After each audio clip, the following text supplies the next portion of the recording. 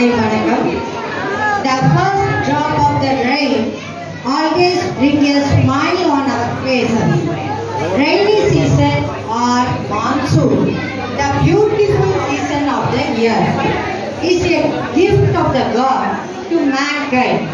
It revives our souls and fills the surroundings with the beauty of fresh greenery, kids love and rainy season. நம்ம தமிழ்நாட்டுக்கு 2 முறை மழைக்காலம், வடகிழக்கு மற்றும் தென்மேற்கு பருவமழை காலங்கள். மழைக்காலம் ஆண்டின் மிக அற்புதமான பருவமாகும்.